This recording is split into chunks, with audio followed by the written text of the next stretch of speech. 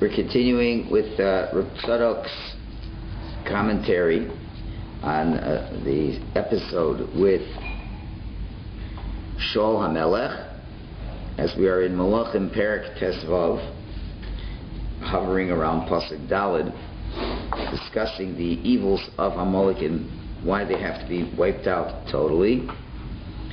And we're on the third page in the booklet. We're on page 34, and hopefully we'll finish today the test that was for Shul.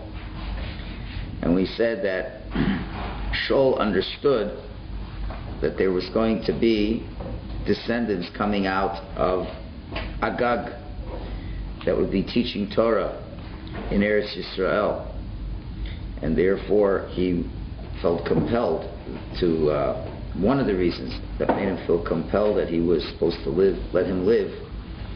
Also, we said that Agag was the type of a person that when you would see him, all kinds of compassion would come for him. He looked like such a fellow that was in need and deserving of compassion. And that's why Shmuel purposely said to him to kill, not to have compassion. And let us continue from page 34. We're in the middle of the right-hand column. And we are about 12 lines from the bottom. Va'af Amalek.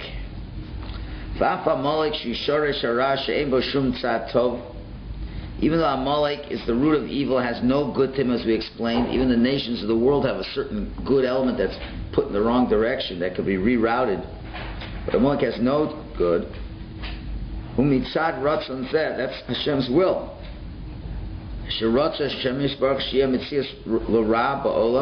Hashem wants there to be a reality of evil in the world. He wants it to be a place of free will choice. And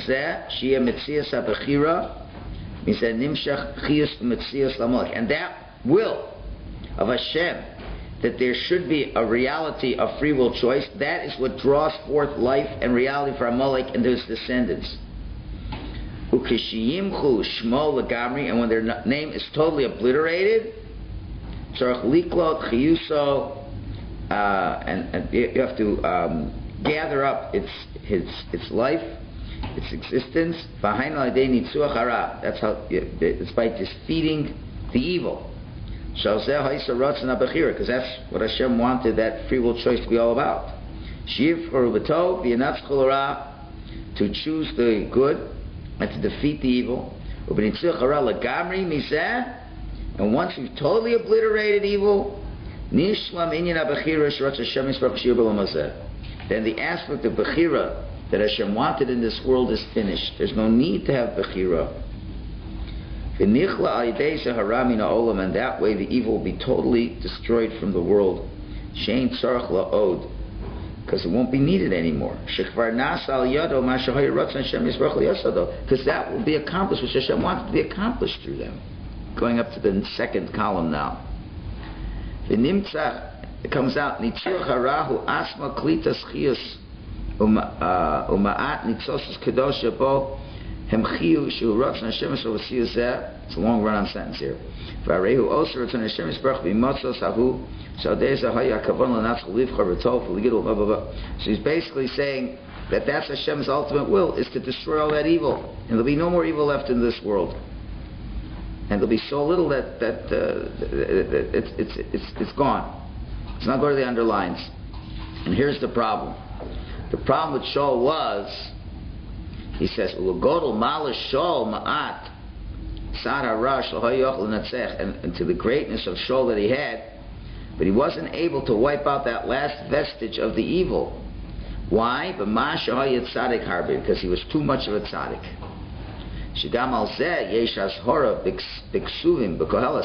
And there's a warning to that by King Solomon. Don't be such a big tzaddik. Shetarguma, that the Targum says, Lachus al.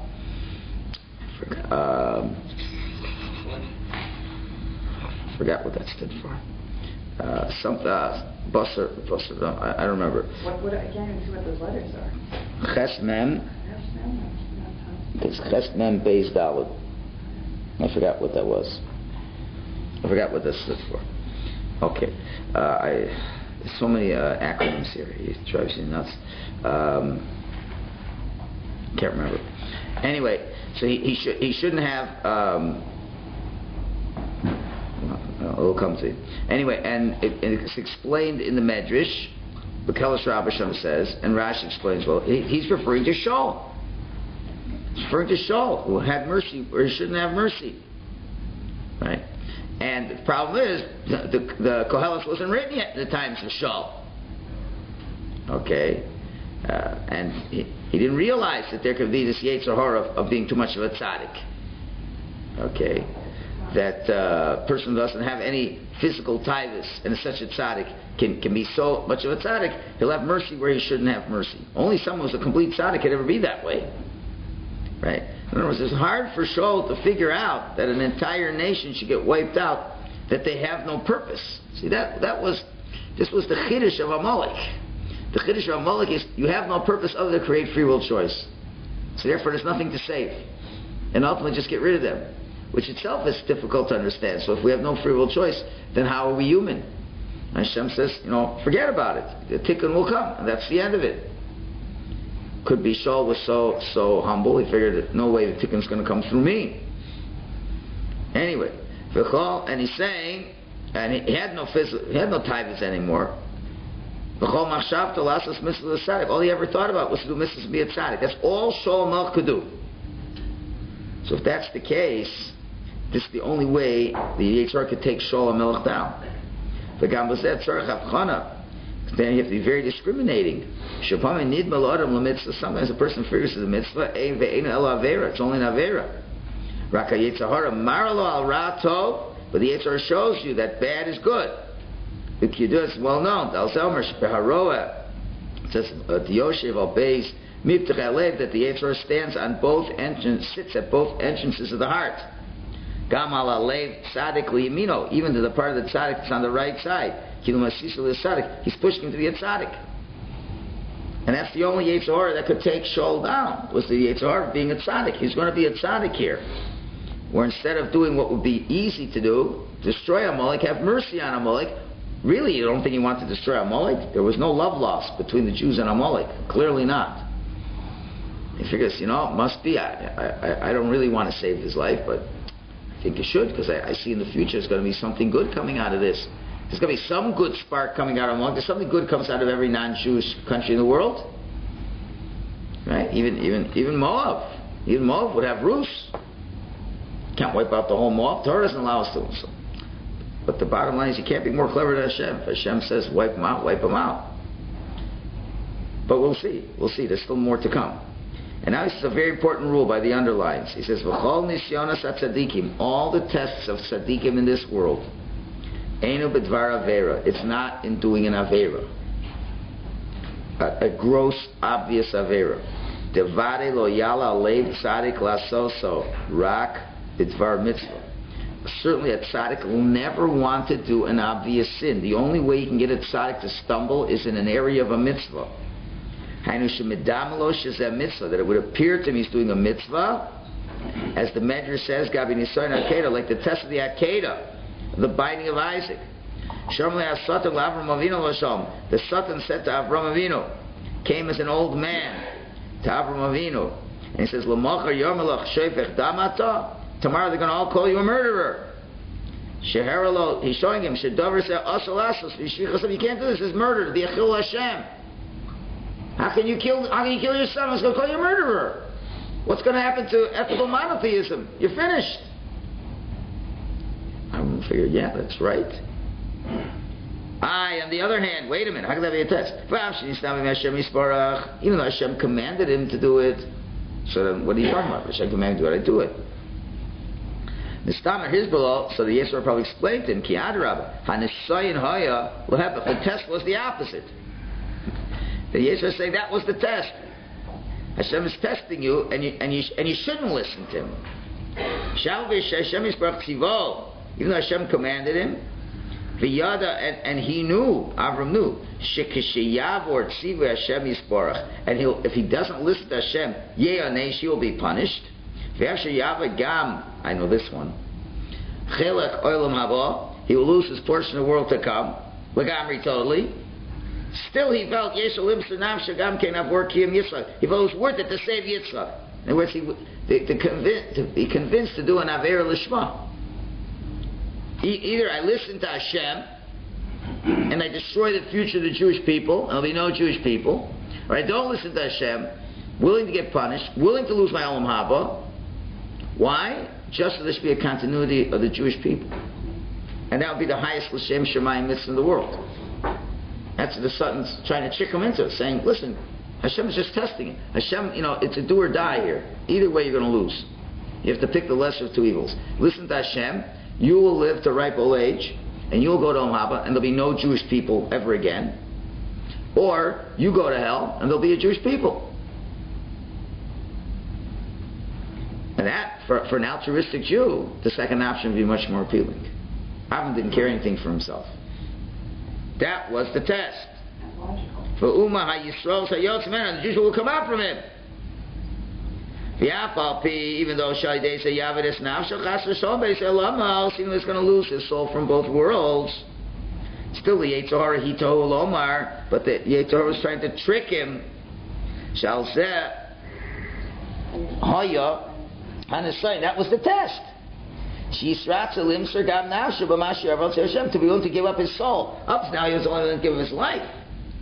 He gave his life willing to be thrown into the furnace. But now give up your soul. To keep Yisrael, to keep the Jewish people going.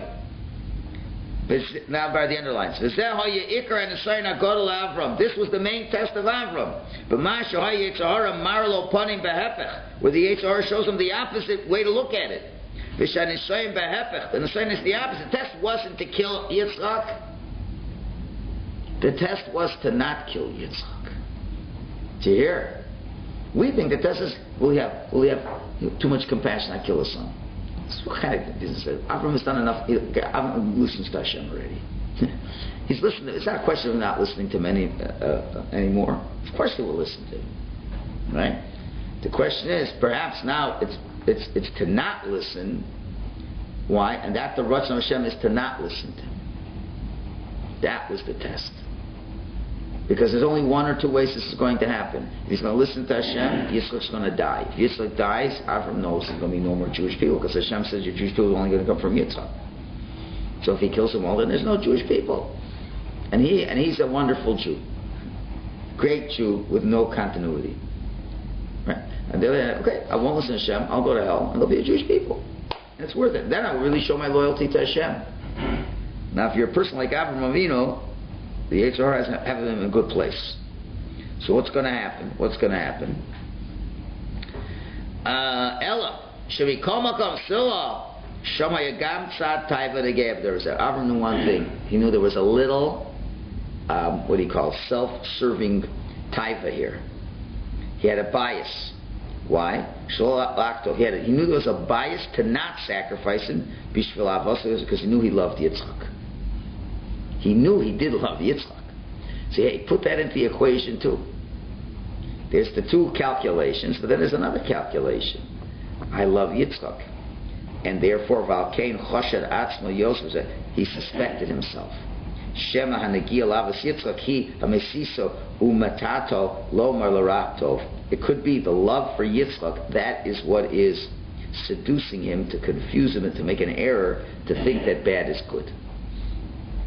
Do you follow? You see how you have to be so totally clear thinking over here? I get it. In other words, Hashem tells him to sacrifice Yitzchak. We think the test was, would he do it or not? That the will of Hashem was to kill him, and would he be able to do the will of Hashem? Rav Tzadok is saying that's ridiculous. There's no way Avram wouldn't want to do the will of Hashem. That was not the test. So the test wasn't will he kill Yitzchak and therefore listen to Hashem, and that's the passing of the test, right? The test was, will he not bring?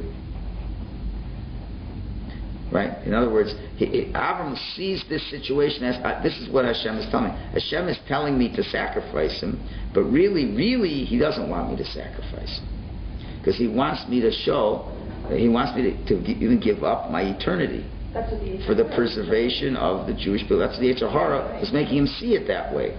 He's making him say, no, Hashem doesn't want you. But now, usually when you don't listen to Hashem, it's either you listen to Hashem and it's good for you. I'm sorry, if you listen to Hashem, it ends up being bad for you. Usually when you listen to Hashem, it looks like it's bad for you. Lech lecha, leave your country. I listen to you and it's going to be bad for me. Okay, I'll listen to you, it'll be bad for me. Right? That's how usually a test, the way we look at a test. Right? You have to give up your life for Hashem. Well, okay, I'll do it. It's bad for me, but I'll do it for you. That's how usually a test works. He's doing something you don't want to do. So what could be what you don't want to do over here? That was the test. So we think it just was again. He doesn't want to kill Yitzchak, and the test is don't kill Yitzchak. So it says that's not a test. He's already shown 9 times already he's willing to put aside what he wants. So it's enough of those kinds of tests. And to call this the supreme test. So he loved Yitzchak a lot. But still, he knows he does what Hashem wants him to do. The test over here is to not do what Hashem wants him to do. That's what the Yetzer Hara is making him think that's what the test is. And he's saying, you know what? Even Hashem is telling you to kill him. But the truth of the matter is, the test is for you to not listen to Hashem. Now, how is that a test? Now, that's a test because you will lose your eternity from this. That's what Yisrael is convincing him to think. You will lose your eternity, but there'll be a Jewish people. At the end of the day, it doesn't make more sense that there has to be a Jewish people. It's not about you, it's about the Jewish people. I'm going to say, yeah, that's right. That's right. I have to make sure there's a Jewish people. The test is that I should not listen to Hashem, go to Gehenna, and there'll still be a Jewish people. At the end of the day, that's how everything should be. That's the ultimate giving of, and that's the ultimate giving of oneself. Now that's a clever way of understanding it. But then Avram, as he's going that direction, say, wait a minute, you know why I'm letting you let me think this way? Because I have a bias for Yitzchak. Because at the end of the day, I really want him to live. And because I want to live, I'm listening to such skewed logic that sounds so smart and righteous. And that... He's saying the real test was the confusion. He was confused. Figuring out what Hashem really wanted. What Hashem really wanted, that was the real test. What did Hashem really want? And if you look at it from both ways, which one is the bigger test? Is to not listen to Hashem. Which is the bigger Kiddush Hashem, is to not listen to Hashem, because at the end of the day, Yitzchak's alive, and what does it matter about me? The ultimate serving L'Shem Shamayim means you get nothing out of serving Hashem. Remember we said? Even though Olam Haba. Says, I'm willing to give him my Olam Haba. Now that's a test. Are you willing to do it? Yes, I'm willing to do that. And it means that's how much I love Hashem. I'm willing to not even be with Hashem, just to make sure that His will of having a Jewish people exists. That's how distorted a Yetzer, but it has a tremendous logic. But then I says, wait a minute. I'm thinking about this, but I know how much I love Yitzchak, and that's making me think that that's the test. Maybe it's just not such a hard test after all. Maybe the test is just to kill him. And it's my love for him that's not letting me kill him. That was the test. That's the same test with David HaMelech with Bathsheba that we'll get to. Vadahu Hirgish Barak HaKodesh Shemuchanas Lo you know what that one stands for? Misheshis Yemei Ma'aseh Bereishis. That she was destined to him from the 6 days of creation. Bottom of the second column. And he knew that from Bathsheba and him would come the descendants of the Mashiach. We're on the third column now. And David Melech only had holy intentions. On the underlines at the top. And his heart was empty from a Yetzar. He had no Yetzar anymore. David Melech testified, I have no Yetzar. He had no desire from a lustful manner. As unfortunately people think they understand the story. He knew this wasn't a taiva issue. His wanting Bathsheba had nothing to do with she was a pretty woman. He had to have a pretty woman. He knew one thing. He knew Baruch HaKodesh. He saw this woman. From her and me is going to come the Mashiach. And I have to marry her. He thought the test was the opposite. Don't be such a big tzaddik. Shlo yitztak harbe kinisai Shul. Don't be like Shul, who sat back and didn't do what he should have done. He shouldn't suspect himself of taiva. Right? That was his mistake. He said, "This purely Shem Shemaim." What he didn't realize is, no, this was a taiva issue. Hashem gave him a taiva that he didn't even realize he had, and therefore he did fail. David did fail because he thought, by looking in the future, that's what Hashem really wants, and that was his mistake. But again, he only did it as a mitzvah. He only did it as a mitzvah. He thought it was a mitzvah. Right? And the incitement, the seduction that the snake had for Chava, who clearly Chava only had the best of intentions. She don't want to do a mitzvah. And to achieve higher levels of awareness. It says, we'll be like God-like. We'll reach a higher level. The snake says, Hashem just doesn't want you to reach a higher level. No, it's important to reach a higher level. And therefore, he fooled them. Lomar sha'afsha kodesh baruch hu hizir v'shiyanish al yidei, even though Hashem warned them and punished them, only to test them. Are you going to hold yourself back from reaching higher levels only because God will punish you and you bring death to the world? Isn't it more important to get closer to Hashem? Isn't the purpose of the world dveikus? And if you reach high, if I eat this forbidden fruit, I'll become smarter and I'll be able to achieve much more dveikus. Remember, what does dveikus depend on? We're learning the Balatanya already. Dveikus depends on the amount of love that you have for Hashem. The amount of love you have for Hashem depends on what factor? Da'as. It's da'as. The more da'as you have, the closer you can get to Hashem. Right? As we're learning the Balatanya, the more it's relevant, the more godliness is relevant to you, the more you're going to want to love Hashem. That's what we've been saying for the last, I don't know how many years. Right? Chachma and Bina isn't enough. You know there's a God? Big deal. You understand how important it's a God? Big deal. You're still not doing anything for Hashem. It's not relevant. It isn't real. If you're not eating and breathing and drinking it, you're never going to be close to Hashem. Theoretically, you're close to Hashem. Right? That's what Das is. That's what Shabbos is. It's Das. The more you really, really deeply understand how awesome Hashem is, that takes a lot of thought, takes a lot of work. And then you come closer to Hashem. Adam Arishon and Chava, they knew what it meant what the purpose of life was, to get close to Hashem. So Hashem says, don't eat from this Eitz Hada'as, the tree of knowledge. That tree of knowledge, you will become like God, meaning to say, you now will be able to be as close to God as possible. And you'll be as close to God as possible, but by not listening to Hashem, you'll get punished for this. He says, it doesn't matter. It doesn't matter if I'll get punished. It doesn't matter that I will die. The point is, I'm supposed to get close to Hashem. That's just all a test. That's what the Nachash was telling them. How else are you going to achieve this purpose in life unless you're going to get this das from Hashem? On your own, you can't achieve this. You need a little help. Here, just eat this and you'll have it.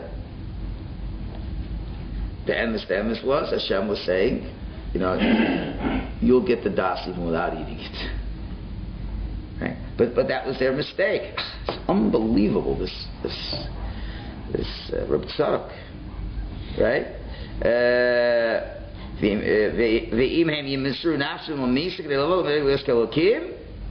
if they are willing to give up their lives to die, but to get to this level of being like Hashem, but then when they pass the test, they won't die at all.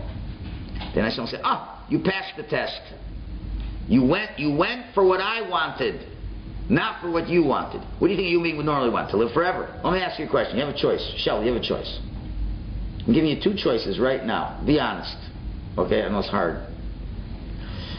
Not for you to be honest, but it's hard to be honest in this situation. You have a choice. You can live forever. You will never die, Shelley. Okay? Think about that. Think about that reality. Never die. But you'll never get as close to God as you could.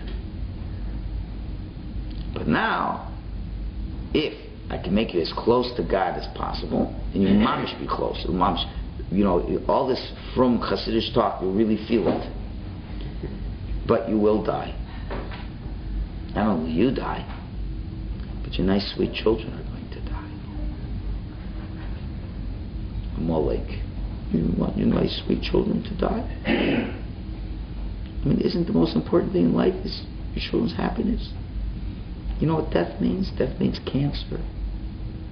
Death means horrific endings to your life. And this way you could live forever, but you just won't be so close to God. Now that's a test. Isn't that a test? And now, if you really are a good Jew, Shelley, if you're a really good Jew, of course, we know the goal is to get close to God. And you're going to get close to God because of that decision to get close to God. Lots of people are going to suffer forever, including yourself. So the test is always, what's the hard thing? Now you see how the Yetzer can fool you to think that was the test? When the test was simple, live forever and don't eat from it. Listen to God. Listen to God. No, but I have to be more clever than God. I have to be more clever than God. Because God, I really know what you really, really want. You want me to be close to you. And being close to you, that's going to be very hard for me, but I'll be willing. See, it's not just Rabbi Michalowicz says, God doesn't want us to be smart. We want to be smart. It's not a question of that. They realized what that meant. They realized what it means to bring death into the world. They're very clever. They knew what death meant. Death would mean suffering, all kinds of pain. But they understood Hashem wants them to get close to Him. So that's the only way the Yetzer can get you to not fear it. You think you're doing a big mitzvah. And on the one hand, it is a big mitzvah. It's using the very basic points of what Yiddishkeit is all about to convince you that it's a big mitzvah. Right? It's unbelievable. Right? And then what will happen? Just like by Avram. What did happen at the end by Avram? Hashem stopped him at the end. Now, he didn't know that. Yes, says, at the end of the day, after you eat it, Hashem will say, I was testing you. No one's going to die at the end. You're the best of both worlds. You'll get close to Hashem, you'll have dash, and at the end of the day, Hashem's just testing you. He said, how can he ever do it? Well, the truth is, and the only thing, maybe he looked down the future, he saw that Hashem would test Avram, at the end Hashem, remember it showed before Adam came to life, he showed him all the generations, he showed him all the world history. He said, wouldn't that be an amazing thing? So she went for it. Chava went up for it. Because at the end of the day, you don't make cheshbonos. At the end of the day, you don't make any calculus. At the end of the day, just do what Hashem says. Don't make so many cheshbonos. Hashem says, just do it. But it's not going to work out. You have to do it. Finished. Hashem says, don't work on Shabbos. What do you mean? If I don't work on Shabbos, I'm not going to burn Nasa. Don't you know? My family is everything. You said I have to take care. All these excuses. Hashem says, don't work on Shabbos. Finish. Get out of here. Hashem says, you don't speak Lashon Hara. I have to speak Lashon Hara. Otherwise, I'm not going to be able to defend myself. Get out of here. You got to do what I told you to do. Finished. So you look, Adam failed, Chava failed, David failed, Shaul failed. Avram didn't fail. That's the difference. But now you can hear how he made it. He says, "V'kach derech hayetzer." This is the way the Yetzer. Kishabol hasis anashim gedolim. When he wants to trick great people, and therefore you've got to Ella, but still the shoma yagam tavas alei. But there's still a little drop of that taiva, that bias. Goremes hato, that causes the mistake. Lahatos ozen, to confuse, to trick your ears. Latinas, for claims. Usfaris elu. They didn't know yet to suspect themselves. Shinagia hataivam averis insichlam, that the bias of taiva does blind your intellect. Lachshov al ratov, to think that bad is good. Shol shahayanaki lagami. Shol was totally clean. At shigila madrega sheyachri lamokagamri. He was on a level where he could be the one to totally obliterate Amalek because he had zero taiva. I don't know what Mon May means. Etc. etc. So skip a lines. So still, Nishal and the Sosa rocks. The only way the Yetzer Hara could trick him was to test him. Is bedavers, and this way she'embo shum tzat natila taiva gufanis klal. He doesn't. The others, he's able to trick them with a little bit of physical taiva. Here he didn't have any physical taiva.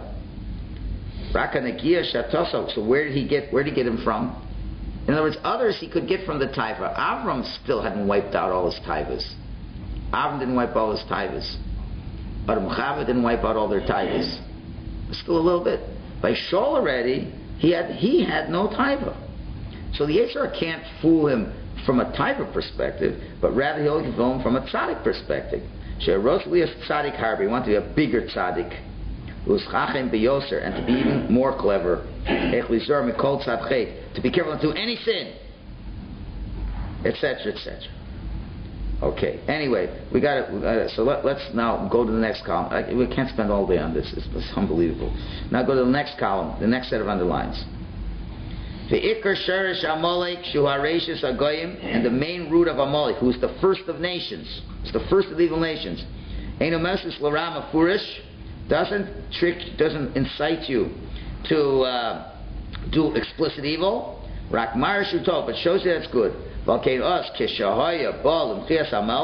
when it came to wipe out Amalek, Yisera, Shul needed to be extra careful with that. So Yisra lachshov tov, al menas she'ena tov. He shouldn't have been confused to think he's doing good, when really it's not good. The Shul Nishra Gam, he said, he's trying to be careful from this. Val Cain, Nemar, it says, Vayachmal Shovam, Shul and the people had compassion. Listen to this. He says, Shul samach alatzma. Shul didn't even rely on his own instincts.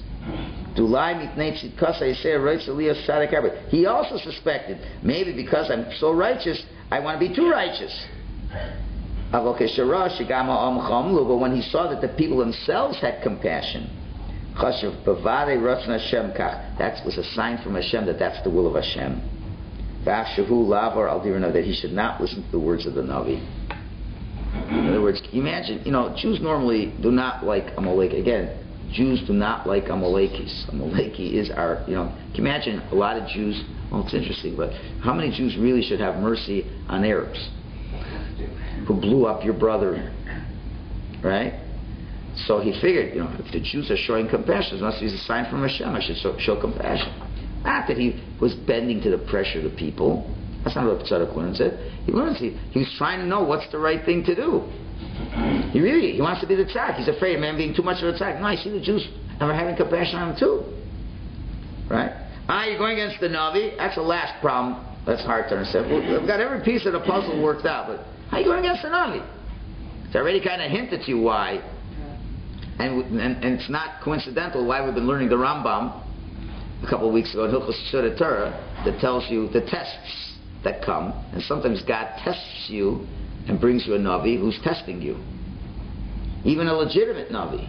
If a legitimate Navi tells you something that's absolutely against the Torah, you're not allowed to listen to him. Right? What does the Rambam say? If a true tested Navi tells you, even for a minute, to worship idols, you're not allowed to listen to him. Sometimes Hashem writes the Torah. Sometimes I'm going to tell you, but Navi tells you what to do, and the test is not to listen to him. Once you have that, now you got an opening to get caught. And that's what it says. We find in Parashat Rei B'Navi Amara Oy Slavot Zara Lo Tish, when a Navi shows you a sign to worship idol worship, it says Kivinas Hashem Elokeichem, Hashem is testing you. Ladas Hayesh, do you believe in Hashem or not? And that's talking about somebody who really is a real Navi, he explains. Right? And that was the test. Torah says you can't listen to him in that area. On the last page, turn to the next page. I'm trying to get this all done, so I'm not going to succeed again. Right? Go to the underlines. So even so, Hashem says you can't listen to Avodah Zarah, right? So and he knew Shmuel was a good Navi. He figured Shmuel must have blown this Nevuah. Shmuel must have blown it. Right before the underline. Mafur Shmuel, what is explicitly written in the Torah, Chashavul on Stumas. He wanted to infer what was not explicitly mentioned. The Kiyos is similar. Yesh kamen yoni Nevuah afilu shel Navi emes she'en Hashem yisbarach mar Nevuah zu elak de'el nasos. Sometimes Hashem shows a good, tried and true Navi. He probably shows him things that aren't so accurate just to trick him, to test him. And the rule is not to hear him. No, just like Hashem uses the Satan to try to trick Avram at the Akedah, Hashem will use Shmuel Hanavi to try to trick Shaul HaMelech. Now, what gave him a raglayim for that? What gave him a reason to think he was right? Because he saw how Shmuel's prophecy didn't come true. Ray said, "Your kingdom is finished." He said, "You didn't wait for me. Your kingdom is finished. I picked another one, and guess what happens? He's victorious and victorious and victorious and victorious." What do you mean my kingdom's finished? It's not finished. Shmuel, you're getting old. Everybody knows you're old, and you're losing it a little bit. I mean, you're a tzaddik, but you're getting a little old, and Hashem's not letting you see everything properly. And now you're testing me? He's not saying this. I'm telling you this. He had to have some hechrech. He had to have some reason to believe that Shmuel was making a mistake. Do you think Shmuel was making a mistake? Hashem was using Shmuel as a vehicle to test him. So he was testing him. He wasn't making a mistake. Not Shmuel was testing him. Hashem was testing him by giving Shmuel mistaken prophecies. Or making, Shmuel thinks it's this way and it's not. You think Hashem is going to tell a Navi to purposely tell you to worship Avodah Zarah, to test him, and the Navi's going to do it? No, we wouldn't have a mitzvah to kill the Navi. It's okay, he's not telling us to Avodah Zarah, we're not going to kill him, he's not going to listen to him. But still, Mikol Makam, still and all, with all that, Adayin HaYalibo Rofeh, he still wasn't sure. He was very suspicious of himself, made a mistake. Rak B'tzir V'chemas Ha'am. But that got him when he saw that people also were having compassion. He says, that's the sign. That's the sign, because they shouldn't be compassionate. Hashem wants me to see the people are having compassion too. And they shouldn't have compassion. That's a sign from Hashem that he shouldn't, that we shouldn't kill him. Yes. That's what it's like with Shmuel. He says, Shmuel Chatasi. He says, I sinned, but he says, Ki Areis Yesa'am, I was afraid of the people. Listen to their voices. And he says, V'chalila sheyaver pi Hashem b'shvil yirasam. God forbid to suspect Shaul HaMelech of not listening to Hashem because he's afraid of the people. V'havile b'zech shas sekonish nefashis yomar d'gnei. He didn't think they were going to rebel against him and kill him.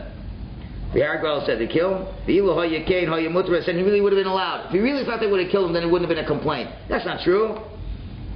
Okay, you can't suspect that Jews are wanting to kill Shaul for that. The Jews wouldn't go against the words of Navi Pi Hashem.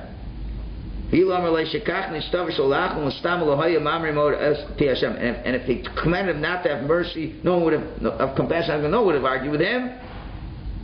Underlines. We don't see the Jews punished for any of this. In other words, if the story, not the way we're going to read it and think, listen, the Jews were going to make a revolution if I wasn't going to let him live. The public enemy was so small, so strong, they would have killed me. If that really was true, then Shaul couldn't have been blamed for what he did. And anyone should have got punished, the Jews should have gotten punished.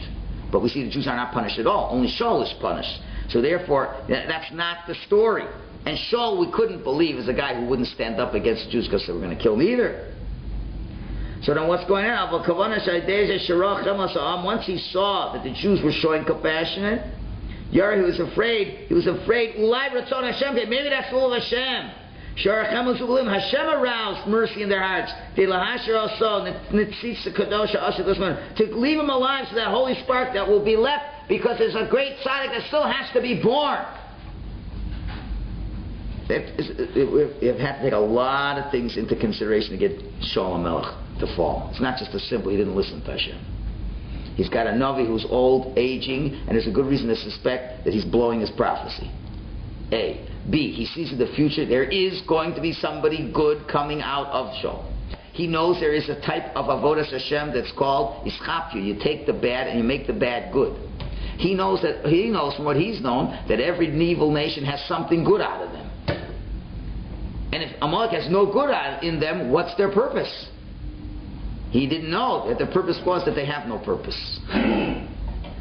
He didn't know there's such an evil in this world that really there's nothing good to come out of them. It's only to give me the free will choice.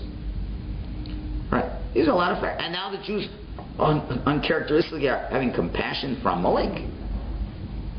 The signs are all saying, your test is not to listen to Hashem. That is the test. That's what the Yetzer Hara convinced him. And that was the last Vesamolek. Okay, so we still have to, so you hear. So what comes out over here? Mitzad Yiras Hashem v'tzidkaso hayisera, because of his great for Hashem and his tremendous tzidkis, excessive tzidkis. Chashav lios, what does that one stand for? Shev al taseh. You figure, let me just better not do anything. Al kopanim. Ube'emes, and the truth was, he began to have a little bit of mercy himself. And it really was the reverse. It was his mercy that made the people feel they had mercy. Because the king's heart really is a symbol for the hearts of the people. The way the king's heart goes, that's where really they were being merciful on following his lead, as opposed to him seeing it came on their own.